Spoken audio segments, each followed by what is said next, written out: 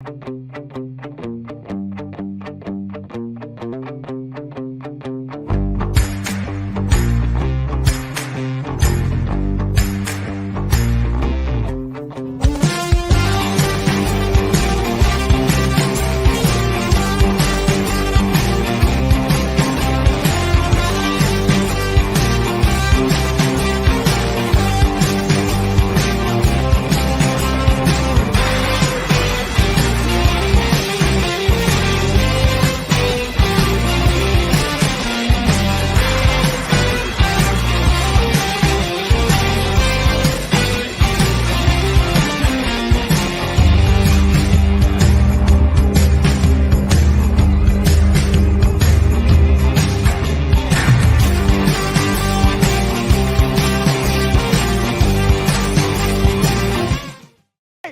on now, fellas! We've got to answer the bell. Now let's go!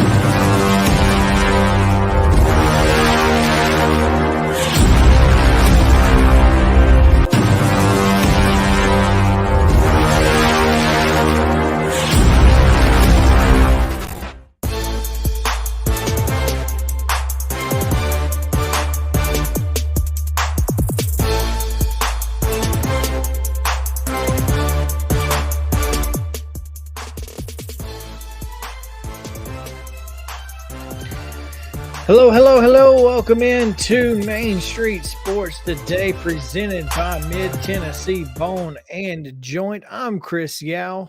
Alongside is Wade Neely, and we are glad to be with you here on this beautiful Wednesday, a wild and wacky one indeed. But man, what a fantastic day we have planned for you. A fantastic show. Absolutely. Headed your way. Wade, what's going on, man? Oh, you hit the nail right on the head, partner. A wild and wacky Wednesday. I feel like we've been running and gunning all day and ready to knock a good show out. We finally hit hump day, and both of us survived watching the NBA play-in games last night, including one of the all-time ugly finishes to a basketball game as the Lakers win in OT. Yeah, and what... Not scoring for, 5 minutes or so. Minnesota just struggling out there, and it cost them, despite being up pretty handily throughout most of the game. So tough night for the T-Wolves. But LA moves on. They get a hungry Grizzlies team, so we'll see how that plays out this weekend.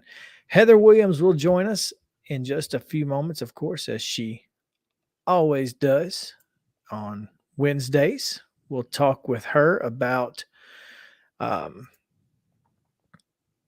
NASCAR, and obviously she was at Bristol this weekend because, well, she lives 3 miles from the track. So makes it convenient, right? It does, in fact. It does, in fact, make it a little bit easier to get to when you are just so close. But Martinsville is this weekend, and she's not far from Martinsville. So I'm sure she'll be there this weekend as well. So we'll get a chance to talk to her and see what's going on. We also have Caleb JARREAU of the Tennessee Daily Beacon. He'll join us and talk about Lady Vols had a transfer out this morning. Tough loss for Kelly Harper's group as they are left with now 0 high school signees on their roster. Everyone is a transfer. Yeah, it's a serious situation, but also a little odd. So looking forward to talking to him about that, but also whether or not fans should be worried about this Tennessee baseball team because they are struggling. So We'll get into that a little bit, all of that and much, much more. But first, Wade, we have to get to yesterday's results and today's schedule, and we do that on the rundown. The rundown.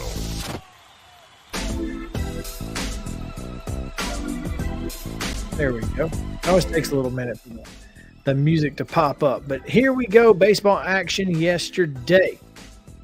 Plenty of it.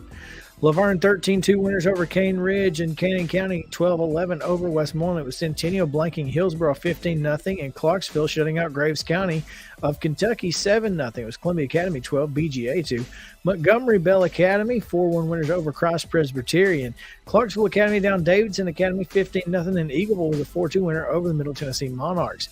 Pope Prep falls to Innsworth 8-1, and Fairview downs Cheatham County 13-3. It was Franklin 7, Brentwood Academy 0. Friendship Christian 14-6 winners over Donaldson Christian, and Martin Luther King, wow, 37. Glencliff 0. I don't even know how you score 37 runs in a baseball game. Good Pasture 17-0 over Nashville Christian. Grace Franklin downs the Webb School 14-4. Hampshire 9-6 winners over Collinwood.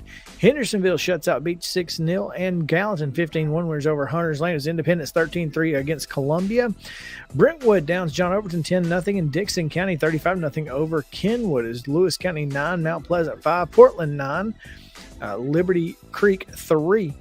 Lipscomb Academy shuts out Father Ryan 4-0. Hillwood 27-1 over Maplewood. Station Camp 4-0 over McGavick. Middle Tennessee Christian 6-3 over University School of Nashville. 3-0 is the score for Creekwood over Montgomery Central, and Green Hill down Mount Juliet 4-1. And Hume-Fogg 7, Murfreesboro Central 4, Blackman 7, Oakland 3, Tullahoma 3-0 winners over Page. Ravenwood blanks Nolensville 7-0, Richland 11-1 over Wayne County, and Siegel 5, Riverdale 1. Other baseball scores yesterday, it was Rossview 6, McCracken County, Kentucky 4. Spring Hill was a 10-0 winner over Lawrence County. Stewart's Creek down Smyrna 5-1. An absolute pitcher's duel as Summertown gets a home win versus Giles County 1-0 in 8 innings. Summertown knocks off Rockville 14-7. East Robertson takes care of Trousdale County 13-0. Watertown knocks off Smith County 8-7. Greenbrier a 3-0 win over White House. It was Stratford 13 and Whites Creek 1. Those are baseball scores yesterday. Now we go to softball.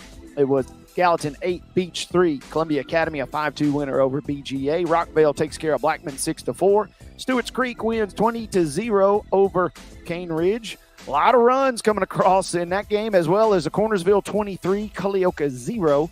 Good Pasture takes care of DCA 7-1. Franklin Road Academy 11, Grace Christian Franklin 1. Station Camp 16-1 win over Hunters Lane. It was Huntland 2, Eagleville 1. Nice ball game there. Franklin wins 19-14 over John Overton. Loretto blanks Lewis County 10-0. Hendersonville 16, McGavick 0. Summertown softball cruises over Mount Pleasant 15-0. It was Murfreesboro Central Magnet 13, Hume-Fogg 8. Riverdale 9, Oakland 7. Lincoln County wins a squeaker versus Page 3-2. Greenbrier 16, Portland 0. And it is Richland 3, Wayne County 1. Zion Christian 10, Riverside Christian 2, Smyrna 19, Antioch 0. And it was Watertown 17, Trousdale County 2. Boys soccer action, Wilson Central edges Beach 3-2. Rockville and Blackman 4-4 draw there. Columbia Central blanks Summit 3-0, and Richland falls to Community 5-1. It was Gallatin 5, Smyrna 4. Hendersonville 8-0 winners over Portland. McGavick 3-2 against John Overton, and a 0-0 draw for Murfreesboro Central and Lawrence County, as well as Macon County and Liberty Creek. Battleground Academy takes down Middle Tennessee Christian 8-1. Laverne 7-2 over Mount Juliet. Rossview 7, Greenbrier 0. It was Siegel 2, Riverdale 0. Station Camp 9-0 over Maplewood.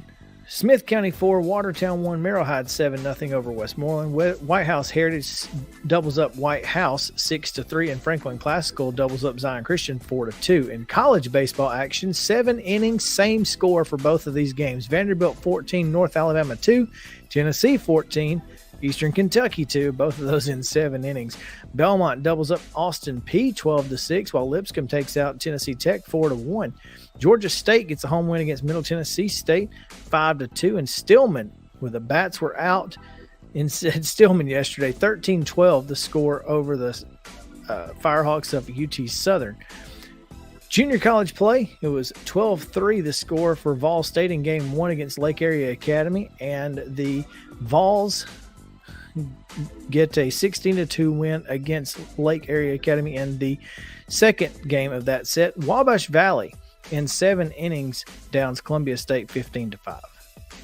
A couple more scores as college softball. It was Tennessee 11 to the good, Virginia Tech 0. Murray State in a 10-inning affair knocks off Belmont 1-0. Trevecca takes both contests versus Kentucky Wesleyan 6-2 in a 5-inning affair 9-1. Christian Brothers was in Pulaski yesterday, knocking off UT Southern in both contests 2-0 and 10-4. In the bigs last night, it was the Braves getting a 1-run victory versus the Reds, 7-6 your final there. Astros, tough luck for the Astros there, 7-4.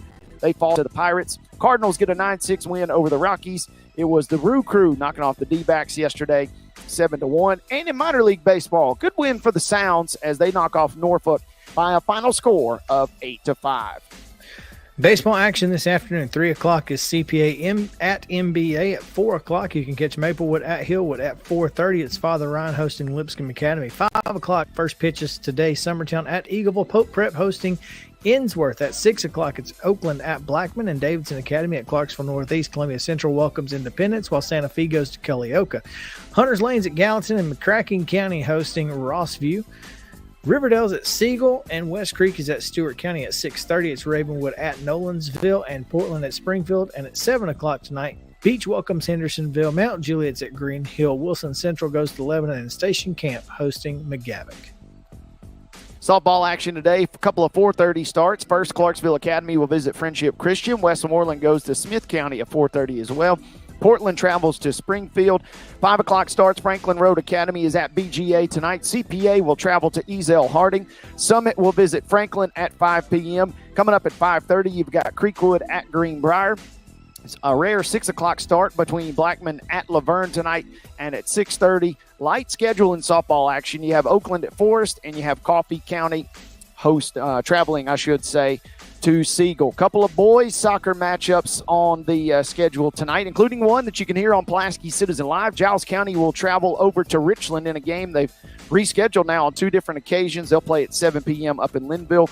Lebanon will travel to Smyrna. Page will visit Spring Hill, and Siegel will go to Hendersonville. College baseball action this evening.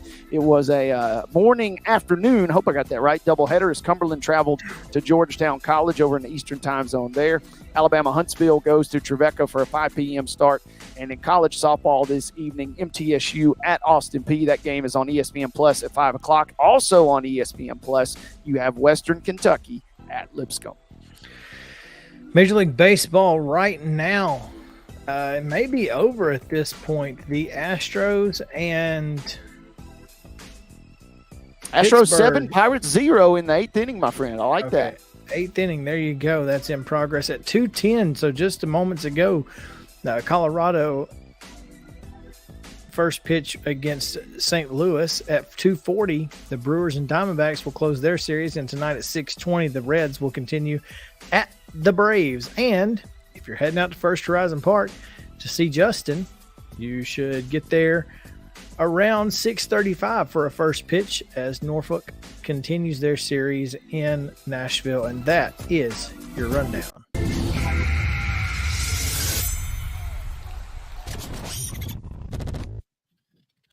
All right, so top story time as we go to the association, Wade. Obviously, I'm sorry, not the association, to the National Hockey League.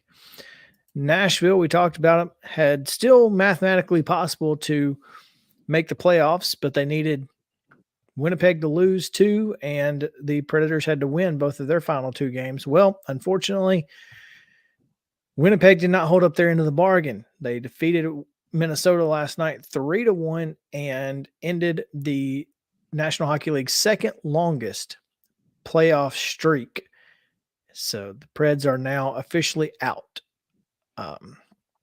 That being said, you got 2 games left.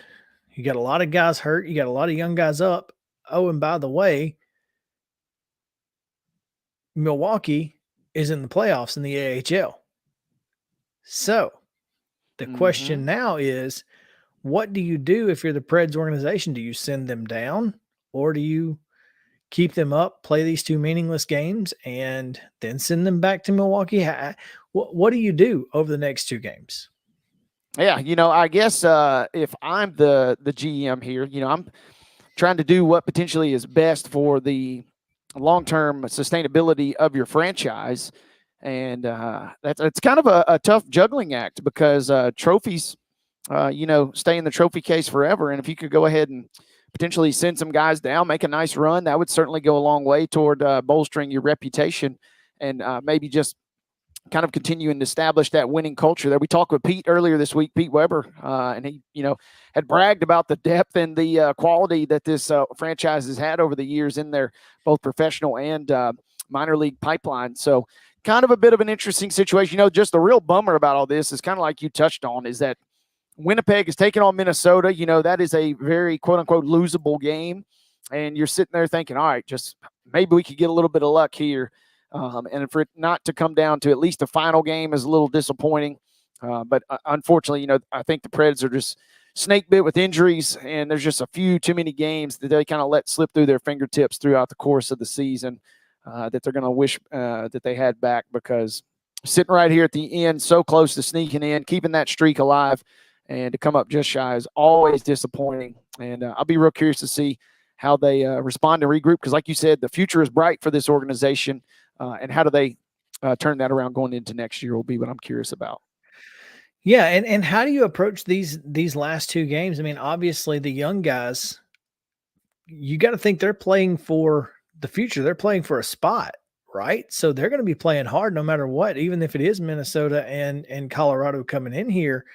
You feel, those are, I think, the top 2 teams in the Western Conference, number 1 seed and number 2 seed. And now that all 8 seeds have been kind of are set, I mean, how does Colorado and Minnesota play it? Are they going to kind of week 18, to use a football term, they're going to week 18 it, or are they going to, come in here and try to win as well? So I don't know. You could see a AAA game in the last 2 between these 2 franchises. I don't know, but I'm curious how if the young kids are playing for Nashville, how they approach it. I can't imagine that there's any reason to play any of your Forsbergs, Duchesnes, etc. I mean, you're out of the playoff race. Get them healthy, get them back for next year. You got 13 draft picks.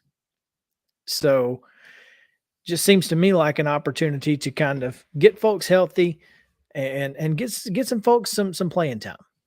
Yeah, I'm with you. Tip your cap to the veterans who hung in there as long as they could.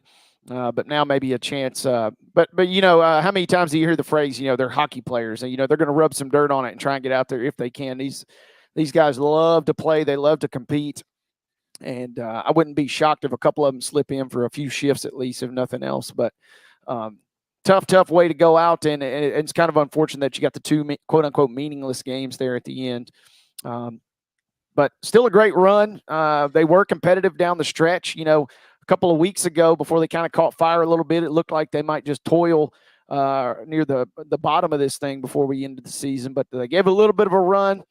Selfishly, I wish it would have came down to the very last game, or maybe even possibly beyond into the playoffs. But a tough run, tough go of it. And I got a feeling this won't be the last time we'll hear from them in contention. That's for sure. No, I can't imagine either. So looking forward to these last 2. Obviously, want to see these young players do everything that they possibly can to, find themselves on the roster next year, because I think they played really, really strong to close the season. So kudos to them for sure. We're going to take our first break of the day. And when we come back, we have Heather Williams, our resident NASCAR aficionado who will join us. So y'all stick around here on Main Street Sports Today, presented by Mid-Tennessee Bone and Joint. We'll come back to the Lee Company studio right after this.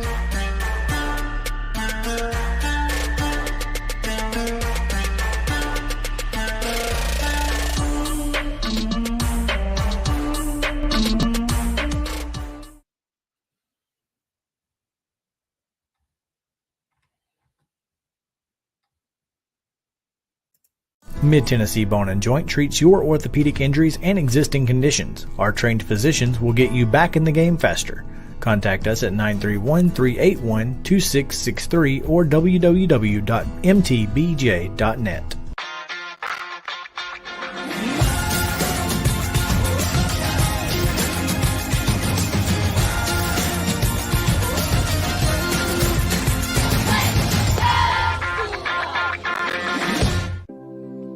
Custom Stone Handler supplies over 600 distributors and suppliers with quality stone products. Along with River Stone, we produce and distribute over 100 building, landscape, and other bulk products.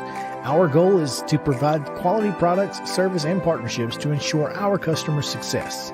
We firmly believe that the measure of any person or company is how they treat other people and customers. Give them a call at 931-490-4990 or visit CustomStonehandlers.com. With Lee Company technology, the best handymen are hands-off.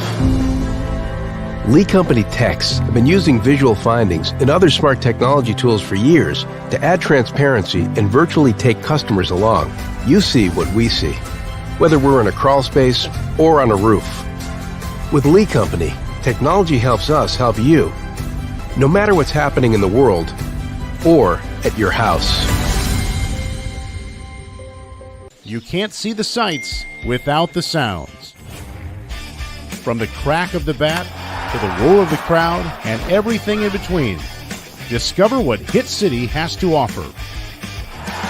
Spend your nights cheering on the Nashville Sounds at First Horizon Park with giveaways, fireworks shows, theme weekends, and more. Single game tickets are on sale now. Visit NashvilleSounds.com to claim your seat today. Attention Tennessee homeowners, we want to buy your house. Hi, we are Real Property Solutions, a local real estate investing group. We pay cash for all types of property, so you walk away with more money in your pocket because we eliminate any fees, closing costs, and commissions. Now the best part, we can buy your house as is, meaning you don't have to do a thing to your property. You get to take what you want, leave what you don't, and don't even worry about cleaning. We close on your timeline, whether that's 7 days or 70 days. Interested in selling? Just give us a call and we'll come out to your property and quote you a cash offer within 24 hours. Please call 615-527-8750. That's 615-527-8750. Mid-Tennessee Bone & Joint has been the official sports medicine provider for Murray County Schools for more than 40 years. We specialize in orthopedic service, and our Ortho Quick Walk-In Clinic lets you bypass the ER. Visit us online at www.mtbj.net.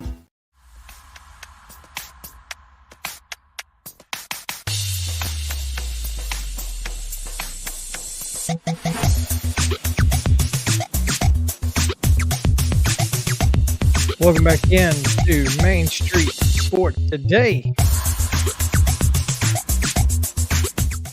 We are presented by Mid-Tennessee Bone and Joint. Glad to have you with us here. We got to get to Heather quickly because she has somewhere to be.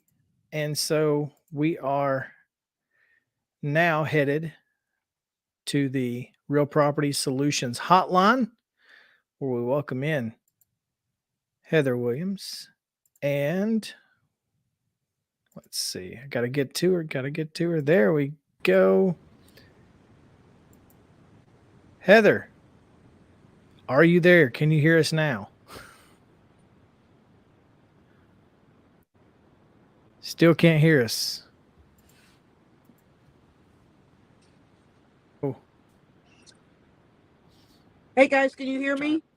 We can hear you. Can you hear us now? Okay, I can hear you kind of now.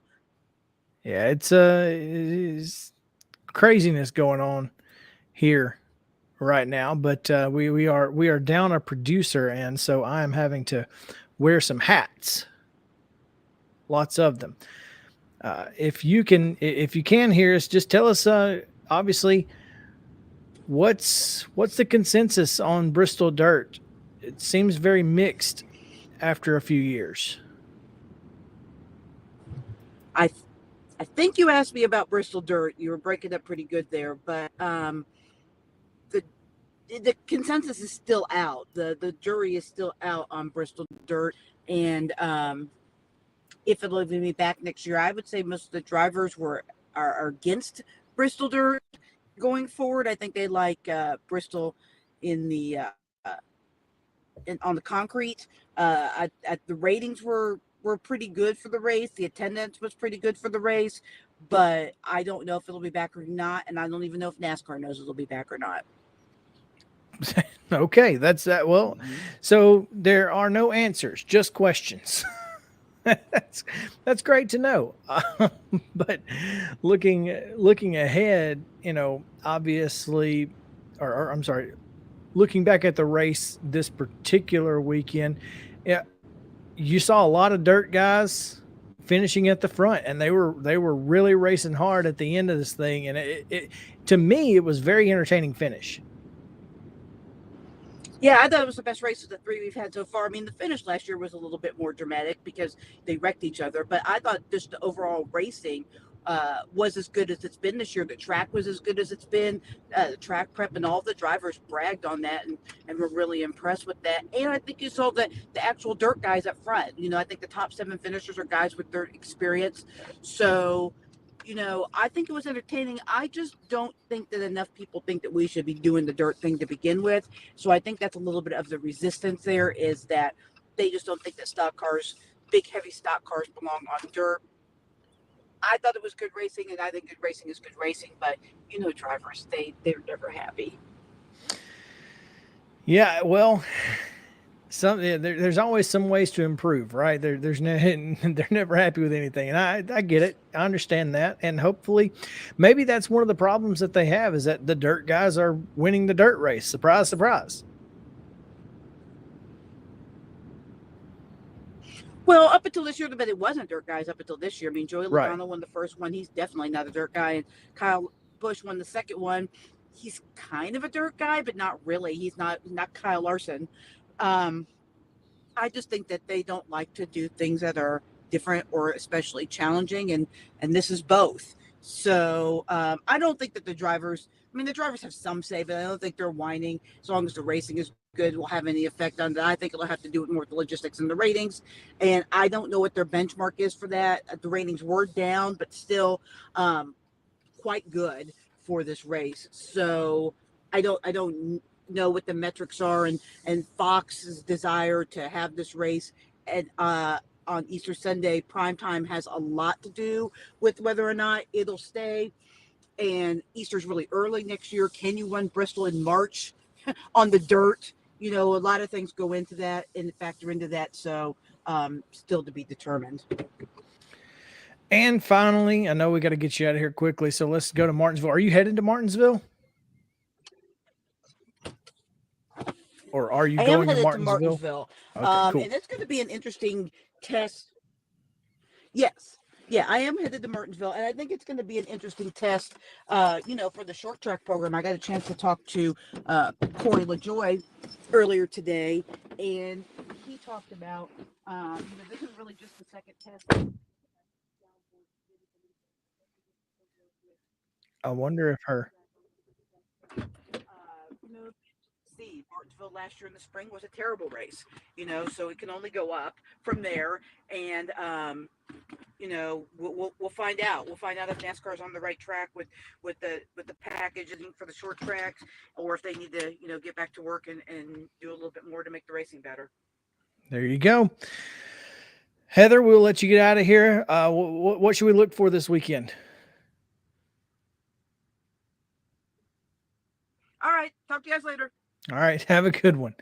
That's Heather Williams of WCYB. It's WCYB_Heather. The lower third there was wrong.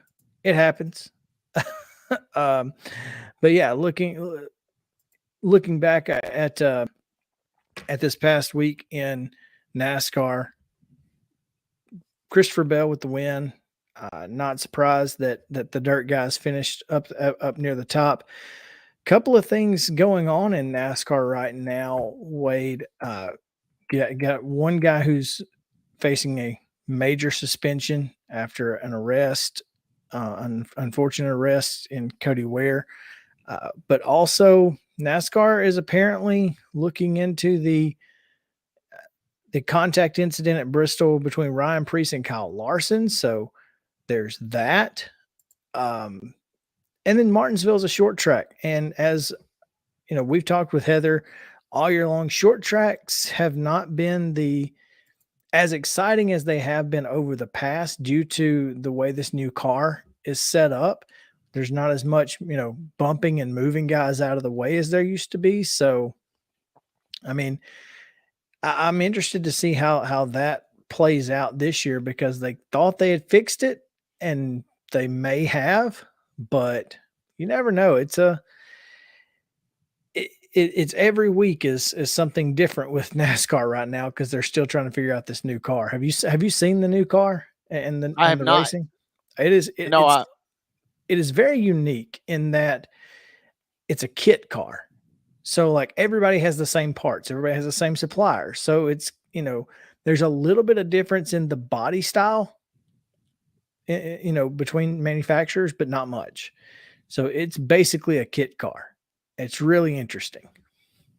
When we're talking about Martinsville here, obviously, the thing that I'm curious about is how many times over the course of the weekend will the broadcast reference the Hail Melon last year from Mr. Chastain. I'm just curious, with that being back in Martinsville, how often will that clip come up? And when you mentioned kit car too, I'm real curious.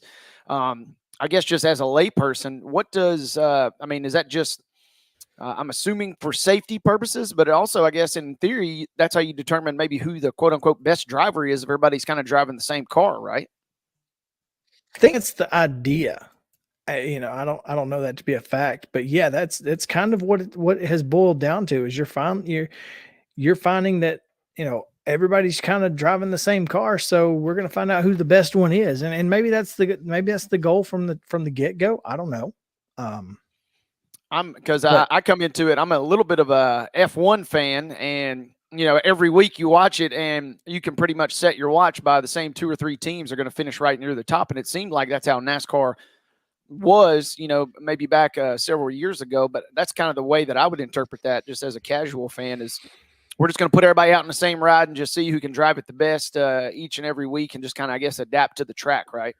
Well, and last year we saw that it worked. You're talking about guys who had, who had not won in a long time, but also, you saw 8 or 10 different winners early in the year. Now, once the really good drivers started figuring it out, obviously, you saw a little more of those top level guys at finishing at the top. But even in the playoffs, a playoff driver didn't win a race until like the next to last round. So, even guys who weren't in the playoffs were winning races at the end of the year. So, yeah, I think that has a lot to do with it. The parity has made the racing better. It's obviously a little bit more bunched up. So, I'm curious to see how this week plays out and see if they've made any additional adjustments to making the short track races a little better. So, all right, well, we will take a break from the show real quick, and when we come back, talk a little baseball on Main Street Sports Today, presented by Mid Tennessee Ball and Joint. So stick around. We'll be right back.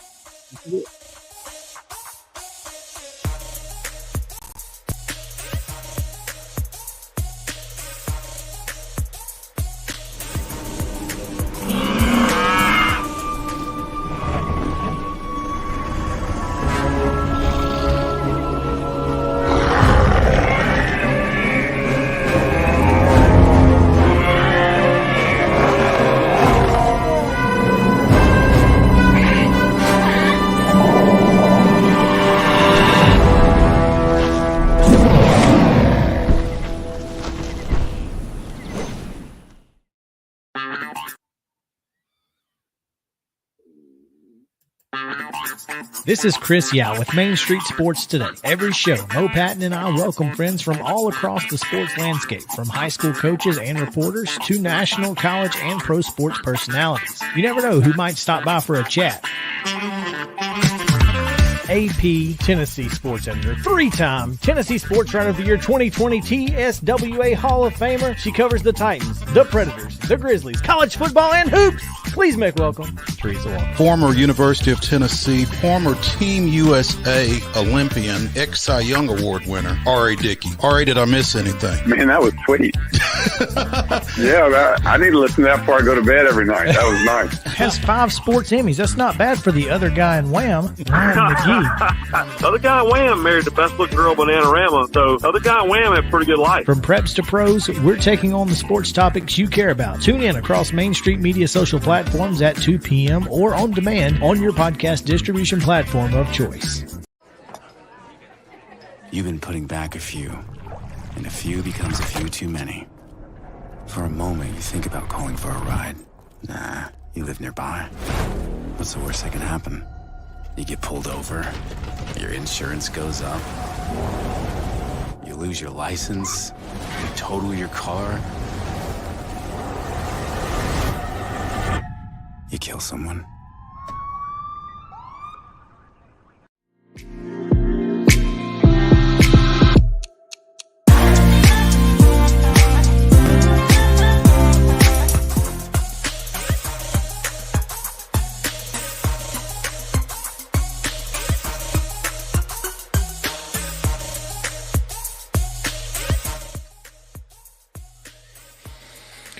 Welcome back into Main Street Sports Today, presented by Mid-Tennessee Bone and Joint. I'm Chris Yao. He's Wade Neely, and we are coming to you from the Lee Company studio, and glad to have you with us.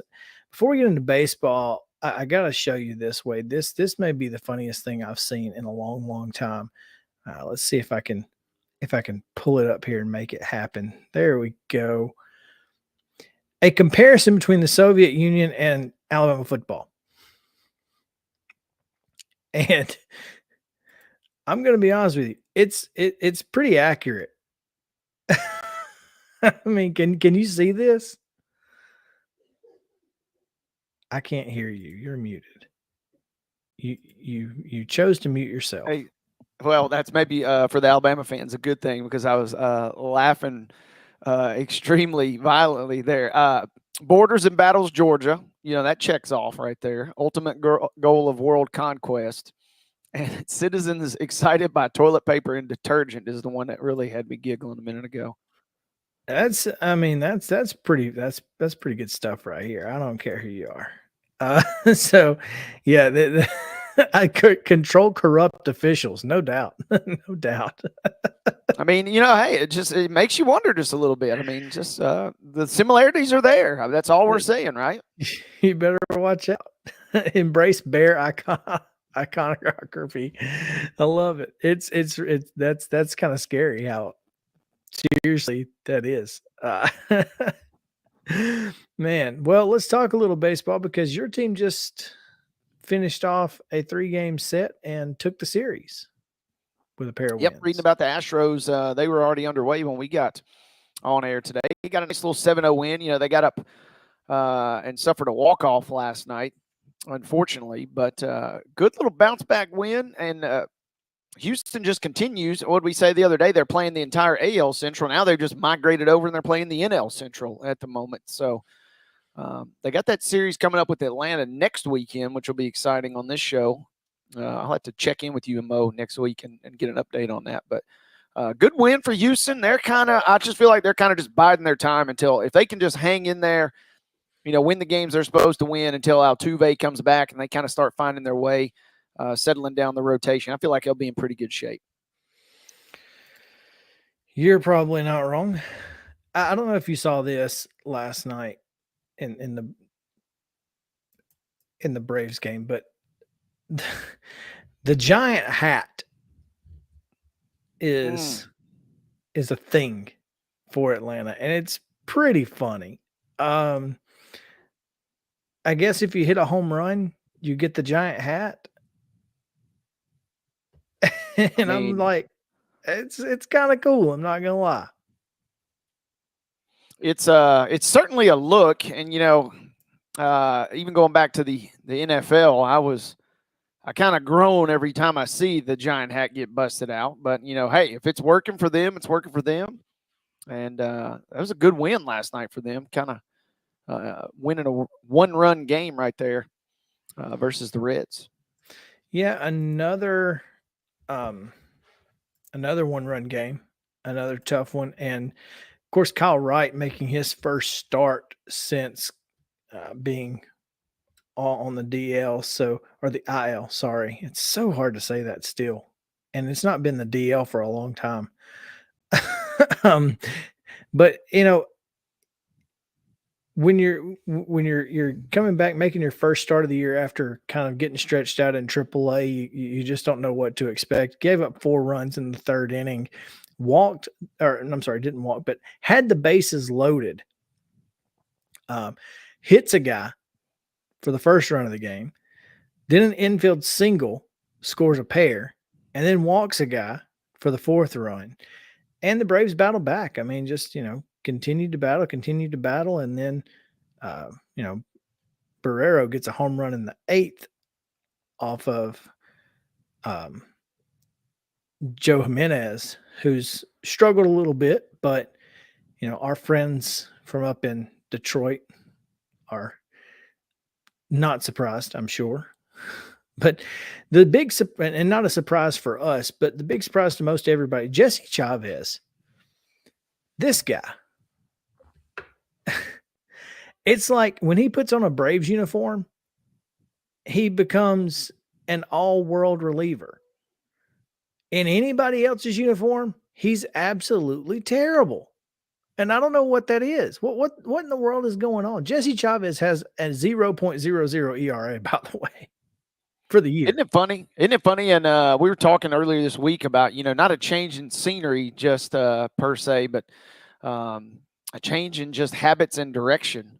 And feels like just certain guys just for whatever reason, when they get to where they're supposed to kind of get to, so to speak, everything just kind of clicks all at once. And when you're throwing darts like he is right now, yeah, you just got to ride that wave, right?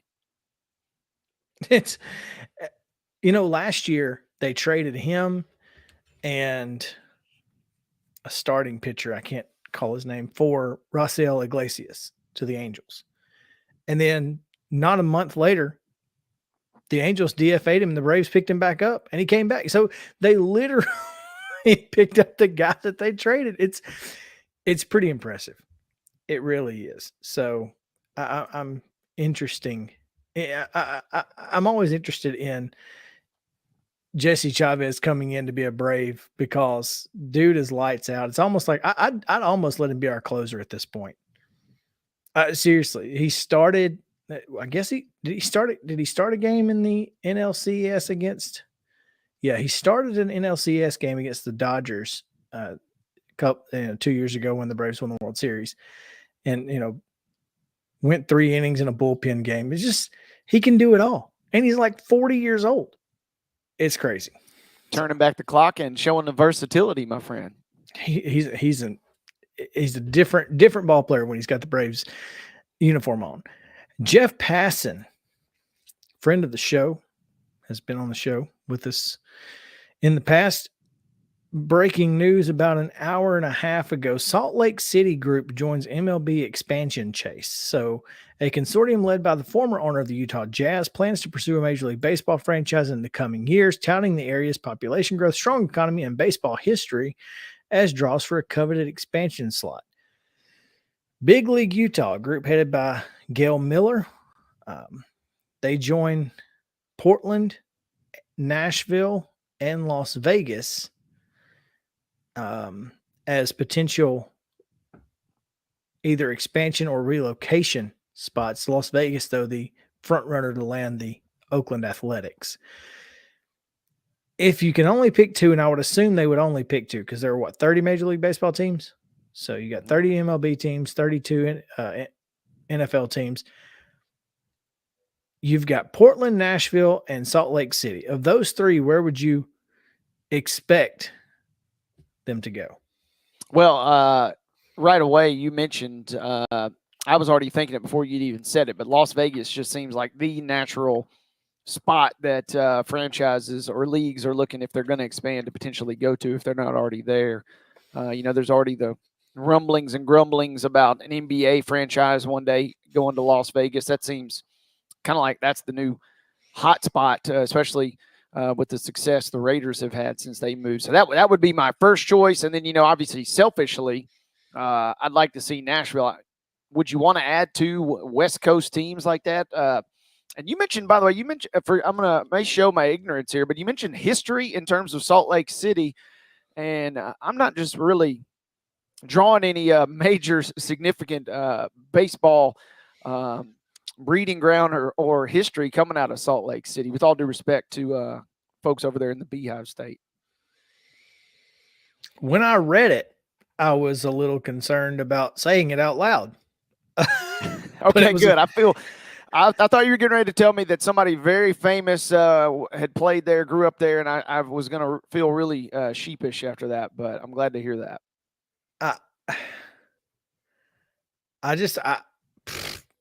Your guess is as good as mine, man. I don't know what the history of Major League Baseball or baseball in general. I mean, I know they obviously have the bees, but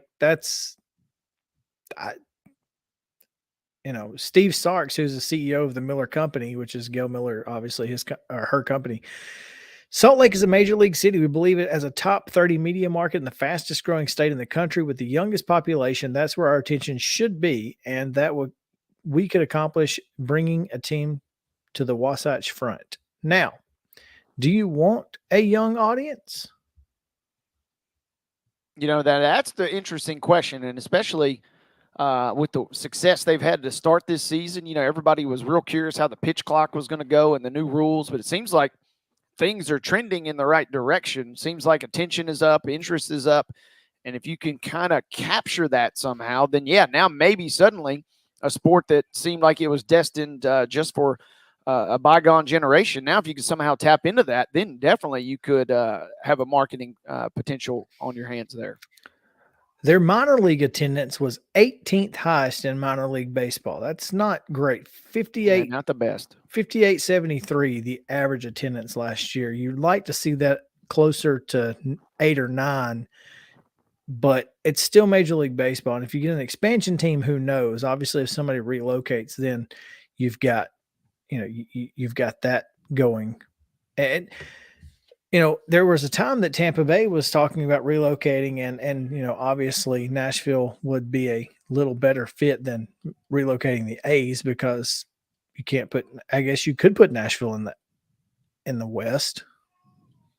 Atlanta was in the West forever. So, I mean, it could be done. I don't know that you'd want to, but the problem that I have with Nashville is that it's kind of already got teams. And it's really hard. And obviously with the transients and that sort of thing. And maybe that was true with the NFL. I don't remember. I wasn't here for the beginning of the Titans and whatnot. But I mean, the Braves, the Cardinals, you're talking about two of the most storied franchises in all of Major League Baseball. And you're going to try to take fans away from that. I don't know. Now, we can throw a Reds fans as well too. Yeah, you've got Reds fans. We can throw a party, but can we do it 82 times a year? Or 81 times a year? Mm-hmm. I mean, it's a little different when you're talking about a 17, 18,000 seat arena versus 40. And I don't know. Now, here's the thing. If baseball stadium was to be built where they want to do it on the East Bank, and then you've got a new football stadium, and you've got an entertainment district, and you've got all these people, coming. Maybe there are trips, because I mean, I plan my trips to Atlanta based on who they're playing. Mm-hmm. So much like you see a lot of Pittsburgh fans here when they play the Predators, or much like you see, a lot of different Boston, tons of fans from across the country. The Titans used to be notorious for having, an opposing team taking over the stadium.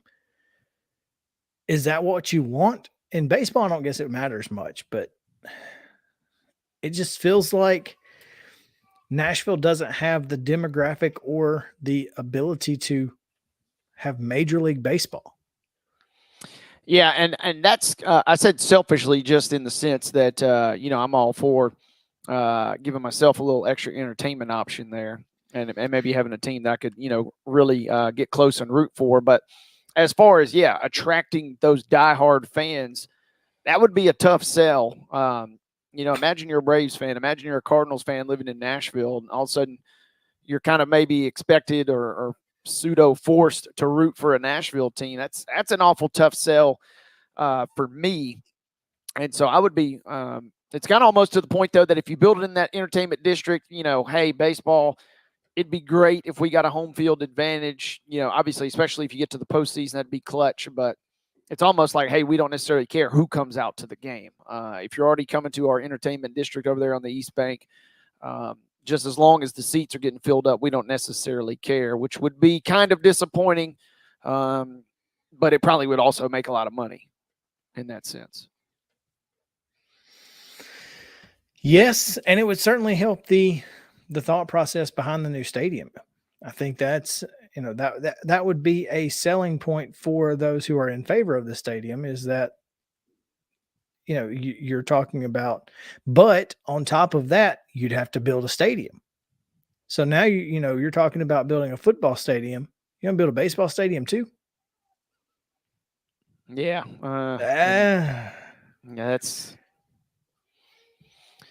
That's tricky, but I fully expect that if we're going to get into the realm of whether it's expansion or relocation, Las Vegas just feels like they've already got the Raiders kind of in check, kind of as that benchmark. You're seeing a lot of interest or rumblings, like I said, kind of coming out with the NBA potentially down the road expanding, not necessarily, in the next year or two, but maybe down the road.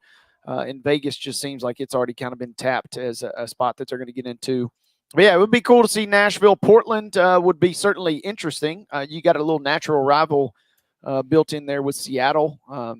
And if it's going to be anything like the Sounders and Timbers in the soccer realm, that'd be a really fun rivalry. But if we're gonna get one, let's bring it on into Nashville, and it will be very interesting, like you said, to have to potentially bust up some of the divisions and redo things there, unless you wanted some travel concerns.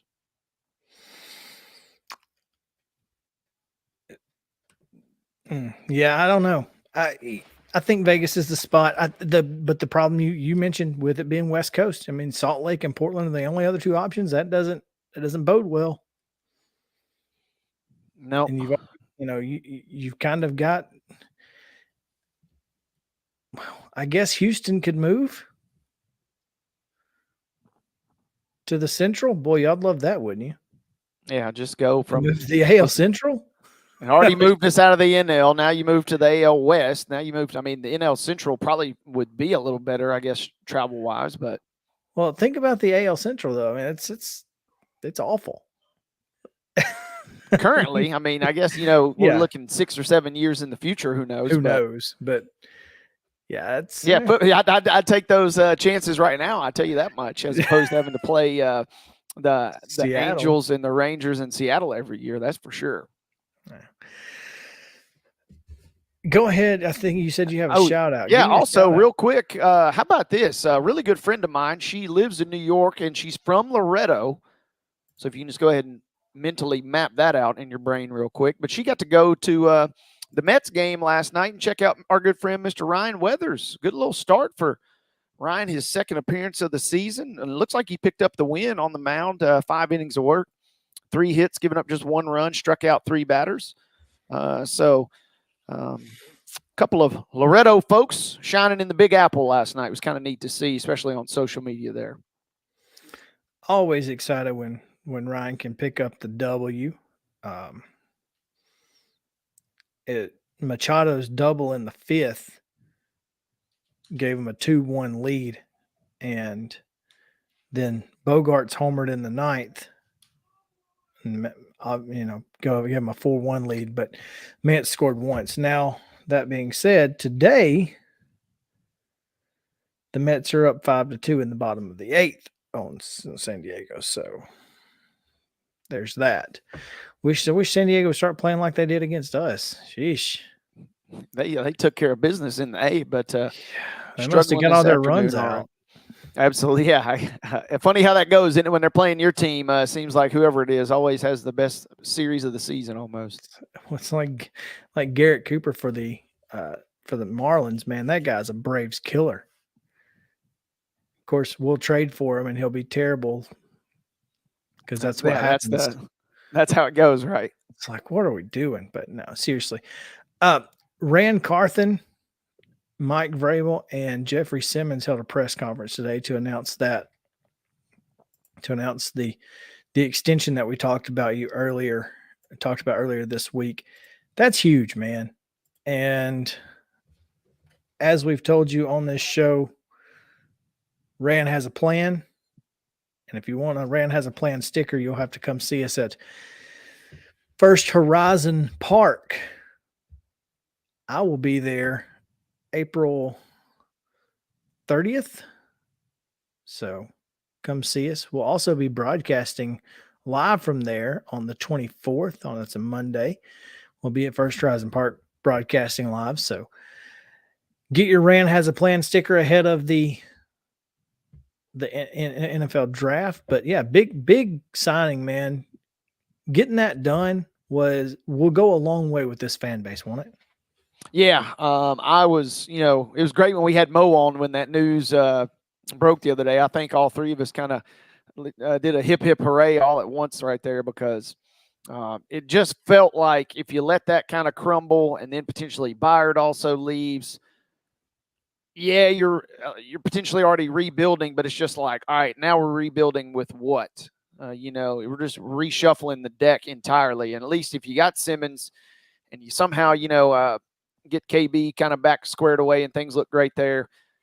Even if you are slightly rebuilding, it's at least a sellable rebuild at that point, right? And Simmons has just played so well. It was great to see them lock him up.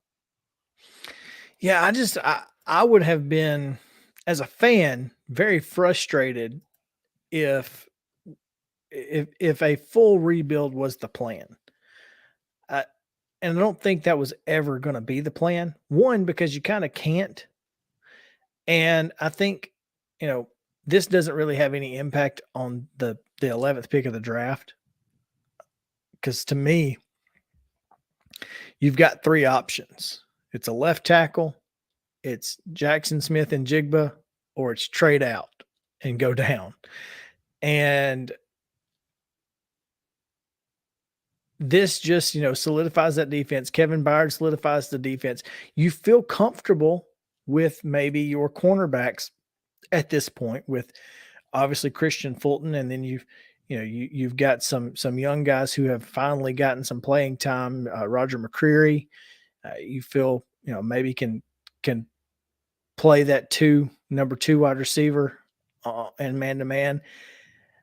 You obviously need a linebacker. Don't have any linebackers right now, but other than that, you feel pretty good about this defense. And so obviously anchoring with Big Jeff and hopefully getting Tyler Tart back and that sort of thing would be huge. So, yeah. And that's kind of where I'm at. If you give me Big Jeff and Big Tart up front, I'm willing to, work around and piece together the rest, but you got two really elite playmakers along the defensive line that can tremendously go a long way, and you can figure out the rest at that point. I would agree with that. Hey, we're headed to the top of the hour here, and Caleb JARREAU is going to join us in just a moment. He's going to talk a little bit about that transfer portal happenings this morning for the Lady Vols, but also the baseball team, and how worried should you be if you're a UT baseball fan. So we'll get to that and much more right here on Main Street Sports Today, presented by Mid-Tennessee Bone & Joint. You guys stick around. Mid-Tennessee Bone & Joint treats your orthopedic injuries and existing conditions. Our trained physicians will get you back in the game faster. Contact us at 931-381-2663 or www.mtbj.net. With Lee Company technology, the best handymen are hands-off. Lee Company techs have been using visual findings and other smart technology tools for years to add transparency and virtually take customers along. You see what we see, whether we're in a crawl space or on a roof.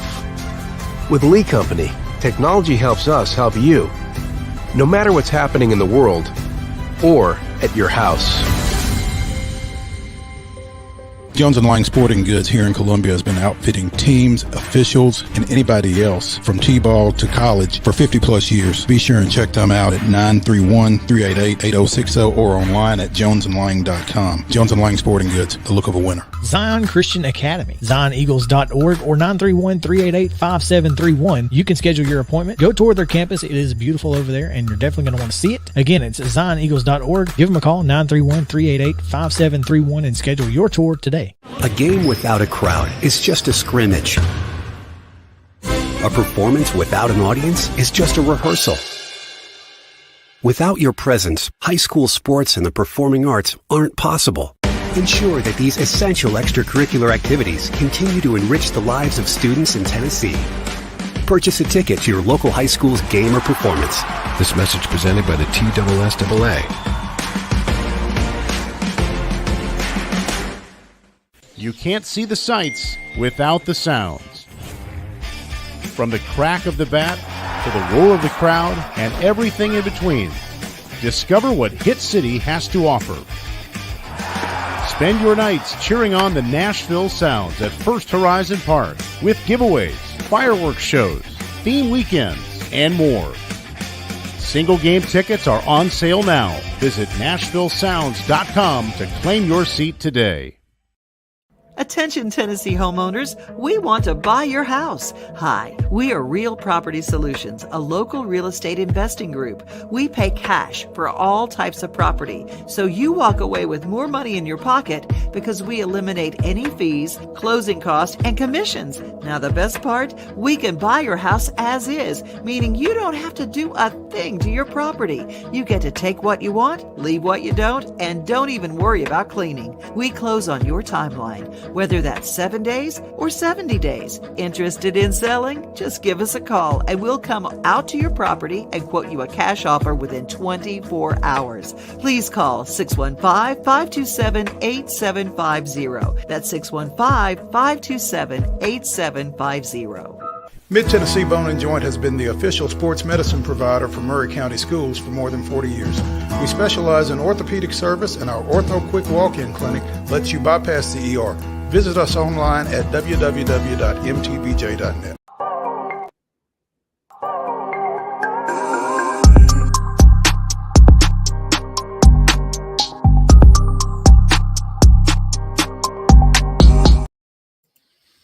Welcome back into Main Street Sports Today, presented by Mid-Tennessee Bone and Joint.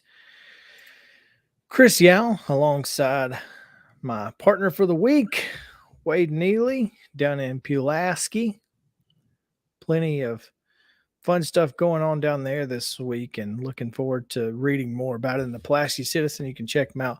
Listen to Pulaski Citizen Live tonight, as Richland and Giles County will be on the pitch. Should be fun. 7 p.m., you said? Yeah, 7 o'clock. We're actually going to sneak in a middle school broadcast. You got the Bridgeforth Bobcats taking on the Richland Raiders, and then you got the varsity Giles County Bobcats taking on the Raiders. I am an alumnus of both Bridgeforth and Giles County, but I will call it right down the middle tonight, my friend. You have my vow. Sure. That's what they all say. You're right. You're going to be the perfect guy for this one right down the middle, I'm sure. And I should note, we have a Mixler channel for Giles County and Richland. Both broadcasts will be on the Richland channel tonight. I'll be paired with Jennifer Hawkins, who teaches at Richland. So even if my bias were to potentially, hypothetically bleed out, Jennifer will steer me back right toward the middle. I feel confident. You may have to steer her. You never know. Her son is on the team, so it's a good little balancing act we like to do. There you go. We go now to the Real Property Solutions hotline, where we welcome in from the UT Daily Beacon, Caleb JARREAU. Caleb, How are things? What's going on? Nothing much. How are y'all? Great, brother. Well, yeah, it's been a heck of a day. Yeah, doing my best to do my duty to guide my country, to help other people and obey the laws of the pack. For you Cub Scouts out there who remember that, hat tip to you. We have some questions, but we start with basketball because a little shocking news this morning coming out about in the Lady Vols camp. So, what were your thoughts when you saw that this transfer portal news come across your phone or desk? Yeah, well, on the surface, it doesn't seem like that big of a deal. Obviously, transfers come and go, and Tennessee the Lady Vols have quickly become known for their transfer portal and activity, picking up transfers. But then when you look at the roster, Carolyn Striplin is now the oldest player on the team, and she turns 20, either I think next month or this month. So they have no players from the class of 2022, and they currently have no players signed in the class of 2023. So it's almost like in professional sports when you see a team that's committed to winning now, and so they just like load up on talent, and then they aren't worried about what's going to happen 3 years down the road. You kind of see that with the Lady Vols, because once this class and the class after leaves, I mean, there's no prospect signed in the 24 class either. You have a class of 2025 and then a prospect in the class of 2027. So the help is far down the road, and there's no prospects left from 22, and there's none coming in this year from the high school ranks. Now, that being said, this team is already kind of full. So it's not that big of a deal. Like you said, it just seems like this is a shocker because she was a freshman. I mean, did she feel like she just didn't get the playing time she needed? You know, there's just questions on what would have brought this on, I think. And I'm really curious to see where she ends up. Yeah, I agree. And I talked to her in March, and she said that, you know, Coach Harper, Kelly Harper, has just been preaching to her to buy into the system and like trust her. And then she kind of also said that sometimes things don't always go the way you plan, and that this like not playing her freshman season has allowed her to mature and grow off the court. So that was kind of, I guess, foreshadowing of this move. I can't say that it was super surprising that she made the move. She seemed like somebody that a talented freshman, you know, former McDonald's All-American. I think she was the number 10 or 11 recruit out of high school. She's somebody you would expect to get a lot of playing time out of college. So I don't see the move that surprising, especially with the transfer portal these days. And there was some buzz around it as well.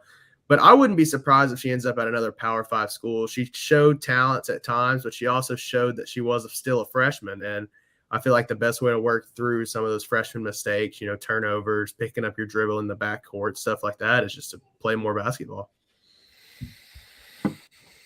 So it's something.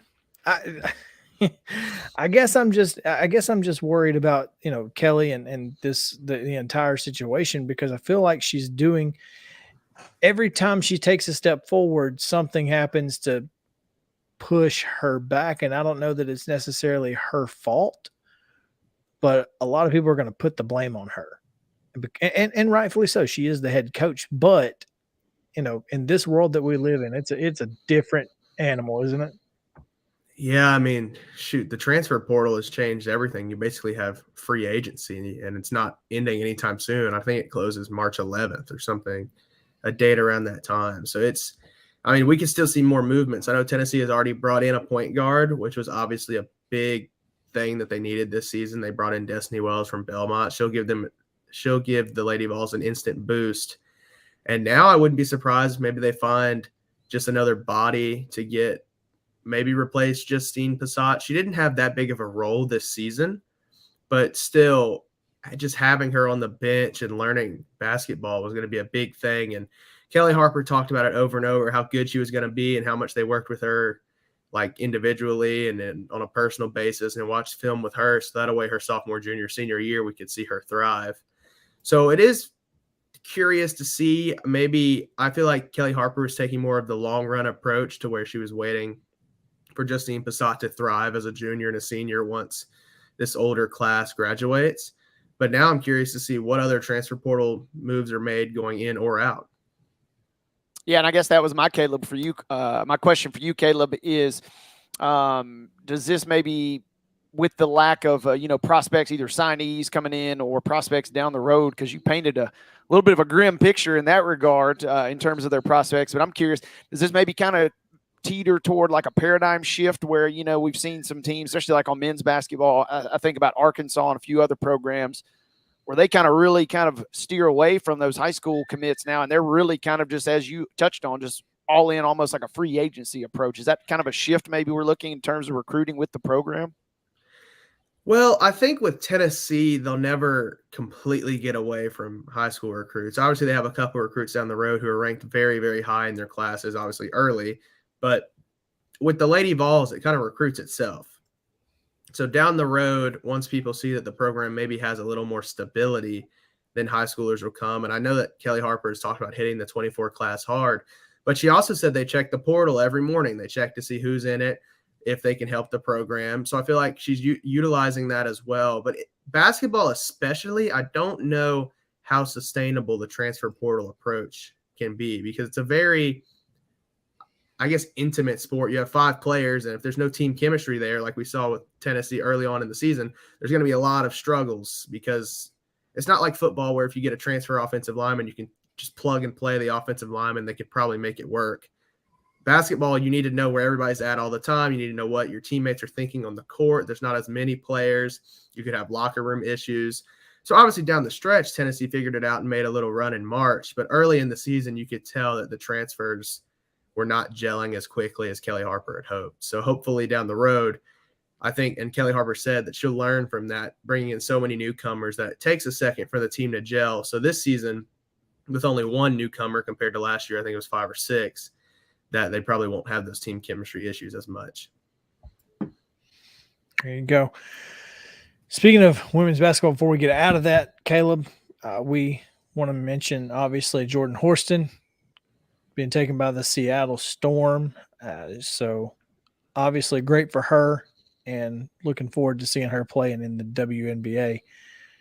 But sure would be nice to have her coming back too with that class that is coming back. So yeah, she slid a little bit in the draft. She was projected, 3rd, 4th, or 5th. But honestly, for her, I don't think she has any complaints, because the Storm is a lot better team to go to. Yeah, she'll probably have a roster spot there. And she goes from, like the commentator said, which is pretty awesome, she goes from a historic college program to a historic professional team. So I think, honestly, sliding might be best for her, because you see it all the time, in the NFL, you send very good players to bad teams and their careers can never jumpstart. It's not always bad to slide in the draft. That's exactly right. Yep. Because the later you go in the draft, the better the team is you're going to play for. So exactly. You're right there. Hey, let's go into the baseball situation. Obviously, got a lot of local flavor here in Middle Tennessee. You've got Drew Beam, Chase Burns, both guys from Middle Tennessee who are weekend starters for this club. That being said, struggling a little bit in games 1 and 2 in the SEC play. How concerned should we be about the current situation Tennessee baseball finds itself in? Honestly, I don't. It's kind of a mix. So you mentioned Chase Burns and Drew Beam, and that's like the 2 ends of the spectrum right now for Tennessee. Drew Beam, of the 3 starters, has probably been your most consistent on Sunday. And not even just because, the bats are facing a lesser pitcher on Sunday as well, but his stats reflect that he's been the better arm of the 3, or the more consistent arm of the 3. Burns right now is sitting at like an 11, almost a 12 ERA, and he's just had a rough outing after rough outing in SEC play. So after that, I guess it was the Friday game, because the series was Thursday, Friday, Saturday, Vitello said that, an outing like Burns had, or performance, is enough for him to think about changing that starting rotation. And I don't think it'd be a fault for Burns to move to the bullpen for, a week or 2 or 3 weeks just to clear his head, because baseball is just as much of a mental game as it is physical. So I feel like if you put Burns in the bullpen, let him clear his head, maybe bring him in some not as high leverage situations just to get that confidence back up. And then you can bring, you probably have 2 or 3 guys in the bullpen who would be Friday or Saturday starters for most teams. Seth Halverson comes to mind. He's at about a 2 or 3 ERA in SEC play, and he's been used in a middle relief kind of role on Friday. So once Dolander's done, they usually just go 1-2 on Friday, with Dolander going about 4 or 5 innings, and then you have Halverson finishing out the game. So I feel like Halverson could easily slide into a starter role in the weekend, and maybe if Burns goes to the bullpen, gets his mind right, kind of gets his confidence back going, because whenever you get to the end of March and early June, you need 4 or 5 starters for tournament play. I was kind of looking at this, like you said, there are some guys that you could plug into that spot, but the big question is, why not just swap them? Why not put Drew Beam on Friday and Dolander on, on Sunday? I don't know why that's not an option. Maybe it is. Maybe it's something he's considered. I don't know. I'm not 100% sure. I know Vitello is a very old school sort of head coach where you're kind of like set in your ways. So I know, like, just for example, like the run rule, he does not like that. He likes baseball, traditionally played. And honestly, with Dolander and Beam, Dolander's been hit or miss, and his first innings have been rough. But if Beam's working on Sundays, you probably should leave him there and just get your one at the least. Avoid the sweep, because you look at series like going to LSU, getting one on Sunday was probably what was expected against the number 1 team in the country. Now, Florida coming into Knoxville, you would hope to at least get 2 there, because Florida, came into Knoxville and basically ran Tennessee out of Lindsey Nelson Stadium. But then Beam comes out on Sunday, albeit Jack Caglione on the other side was just absolutely horrendous in the first inning. But Drew Beam had a solid outing on Sunday against the same lineup the other 2 pitchers faced on, or he came out on Saturday, and had a good outing against the same lineup the first 2 pitchers faced on Thursday and Friday. So I like Beam in the Sunday role. At least you get 1 game. If you move him to Friday, you might be moving a little too much, because I know they're thinking about Burns on Saturday maybe not being the guy anymore. So it's something to definitely watch. This weekend, I'm not 100% sure, but especially when Vanderbilt comes to Knoxville, if changes are going to be made, you definitely want to make it that weekend. It's funny because when I was in high school in Alabama, every round is a 3-game set, and in the playoffs. So it's a 5-round playoff, and you play a 3-game series. We would always throw our number 2 guy in game 1, because if you steal it, you've got your number 1 going against their number 2, and you get the sweep pretty easy. And we felt our number 3 was going to be better than anybody else's number 3 at that level. So, we felt really confident. So maybe that's it. Maybe you're just hoping to steal one of the first 2 because you're going to get the third one. Yeah, I can see that. I know in Knoxville, it's 2-game series for baseball, and you see some teams throw off in the first game if they just know that they have no pitching. So, I could see it. I don't think that's probably that wasn't the thinking originally, for sure. But now it's more of a Beam has success on Sundays or Saturdays. Just stick to Sundays or Saturdays, and let's keep what's working consistent and change your other 2 days where you see issues. And honestly, Dolander looked all right on Friday too. It's just, it's very hard. Bats have not been there. Yeah, they struck out 18 times on Thursday night. And so, yet Dolander could have thrown a no-hitter and they probably would have still lost. It's just, you can't do anything. And that is one of the reasons that I get so frustrated when I don't see a guy like Kavaris Tears in the lineup, who has been hitting the baseball very, very well and just continues to be overlooked. And I don't know what more he's got to do other than play right field better. I know he did have a hamstring kind of thing bothering him, but another thing plaguing this team has been defense. which, I mean, when your pitchers who are struggling to get outs, you have to have a defense behind them, to make the play. And Kavares Tears has hit the ball well, and they probably have 3 or 4 other outfielders who have hit the ball well too. They just struggle in the field. And it's a matter of right now finding the pieces. I mean, when you see Jared Dickey at catcher, you kind of know that they're trying to get as many bats in the lineup as possible. And I feel like the outfield is another place where you have 4 solid choices. You just have to mix and match 4 or 5 solid choices. You just have to mix and match for who can play offense and defense. Caleb, as we head into this series on the road, obviously down in Fayetteville this weekend, obviously winning all 3 would be ideal, but how do you envision the series going, and can the Vols kind of steer this thing back in the right direction, especially as you've alluded to, you got Vanderbilt kind of looming on the horizon? Yeah, well, you see, after LSU, they took the Sunday game, and the kind of storyline was, hey, we took the 3rd game of the series. Let's build off of it. Let's take it into next weekend. And then Florida runs you out of the park on Thursday and Friday. They take the 3rd game, and you hear the mantra again, like, hey, we took the 3rd game. Let's build on this momentum. They run Rural Eastern Kentucky last night. So now the thought is, let's build on that momentum, go into Arkansas and win the series. Does that happen? That's yet to be seen. But, I mean, at some point, they either have to build on the momentum and it's not, I mean, going into Arkansas is not going to be an easy series. There's a lot of bad blood there, which doesn't help Tennessee right now, who's kind of skidding. And I think they could sneak away with 1, kind of like LSU. I could see them taking the Sunday game just because that seems to be the trend right now. If they take 2 out of 3, I think we're starting to see an upward trajectory that we need. And if they take 2 out of 3 from Arkansas, I don't see any reason they couldn't win the series against Vanderbilt in Knoxville. But if there's a time to turn it around, the time is probably now. There you go. Caleb JARREAU on the Real Property Solutions hotline here on Main Street Sports today, presented by Mid-Tennessee Bone and Joint. Caleb covers UT for the Daily Beacon in Knoxville at UT.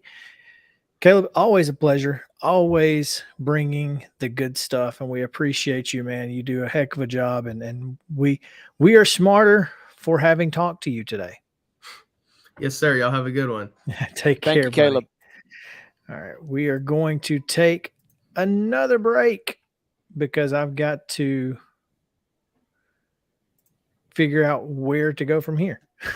We've got wild and wacky news, the weirdest and wildest stories from across the world coming your way in just a moment here on Main Street Sports today. So you guys stick with us. We'll be right back in just a moment.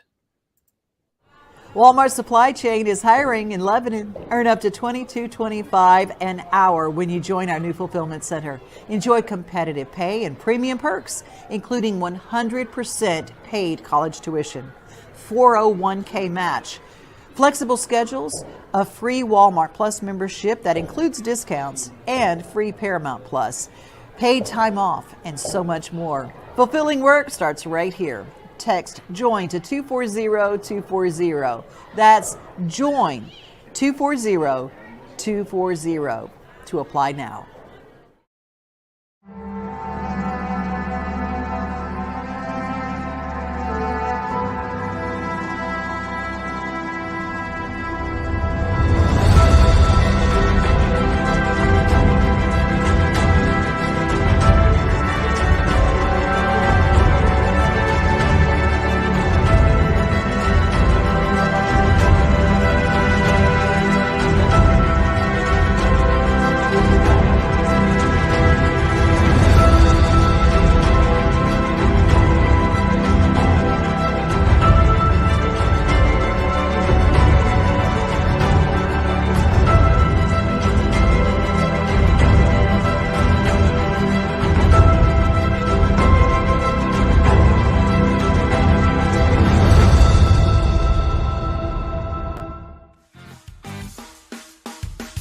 Didn't get to it earlier, but this week in Braves history,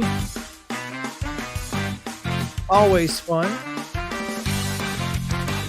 This week in Braves history, in front of a crowd of 50,000 people, 671 at Fulton County Stadium, Joe Torre homered twice for the Atlanta Braves in the first ever game at Fulton County Stadium. But Willie Stargell's home run in the 13th inning gave the Pirates a 3-2 win over the Bravos. Sad day, but always good.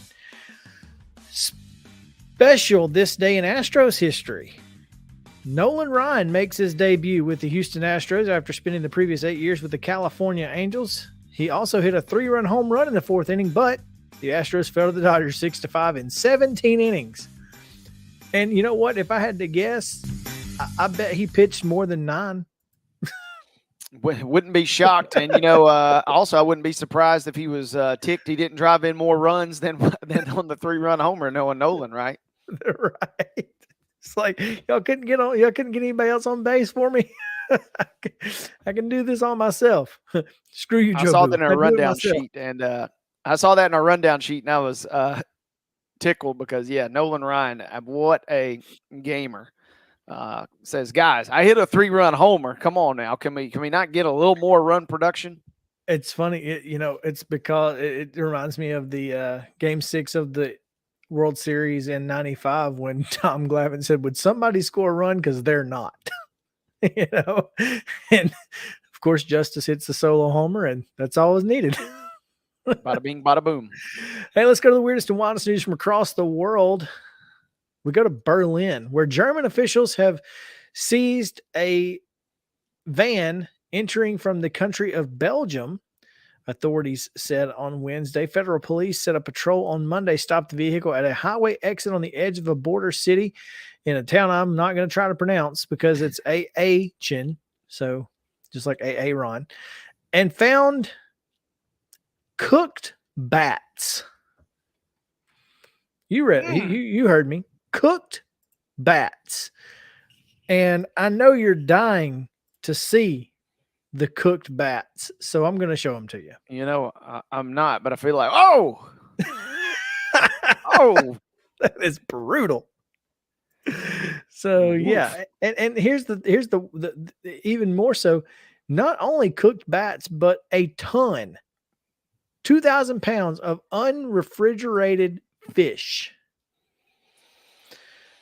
You said cooked backs, and I thought you were going to pull up a picture of Sammy Sosa from back in the day. But you really went there. So, that was not what I was expecting, partner. Yeah, tough day. Man, they were under the unrefrigerated fish, so they had to get through the 1 ton of unrefrigerated fish in order, to get to the bats. I didn't eat lunch yet either, partner. That's tough. Don't even try it at this point. Nope. A man who wanted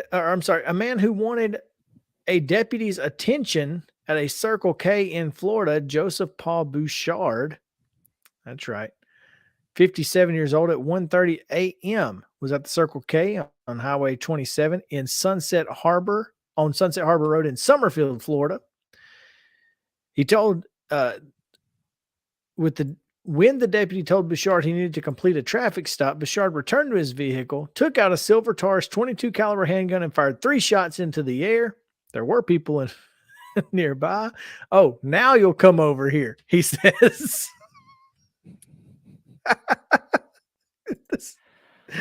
This is Joseph Paul Bouchard. Oh, oof. Yeah. He said, oh, you don't want to come over here? Bet. I'll get your attention. He threw a pressure wash wand at the deputy, striking him in the ankle.